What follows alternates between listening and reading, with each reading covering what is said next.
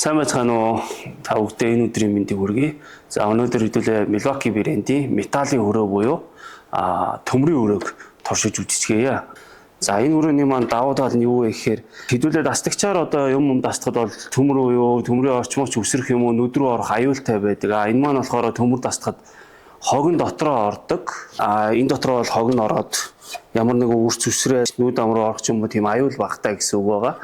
Мөн та хөрөөдөх гэж байгаа материалаас шалтгаалаад төмрийнхөө зузаан нэмгийг тааруулаад хэр нэмгэн хөрөөдөх үү, хэр зузаан хөрөөдөх үү түүнээсээ тааруулаад бас энэ замаа тохируулж болдог байгаа.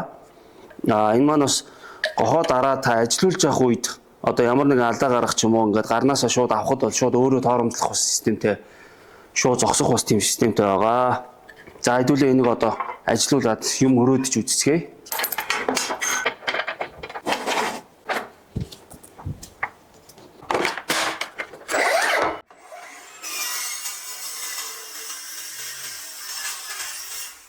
За та бүхэн маань энэхүү өрөөг маань хэрхэн өрөөдгийг бас ингээд харлаа. Оч үсрэхгүй мөн төмрийн үрц үсрэхгүй байна гэдэг нь бас биднээсийн аюулгүй байдал болон мөн галын аюулын ичнээс ингээд хамгаалж ийн гэсэн үг. Энэ мөн төмрийн үрц нь болохоор энэ дотроо ороод хоримтлж байна гэдэг нь бас дараа нь ингээд ажил хийж байгаа талбай болон цэвэрлэхэд бас их хялбар амар болж байна гэсэн үг. Та бүхэн маань энэхүү багжийг сонирхвол манай пэйж хуудас болно. Доорх хуцаар холбогдох боломжтой. Мөн хэлэхэд бас Store Buyer 4 хувааж бас авах боломжтой байгаа шүү.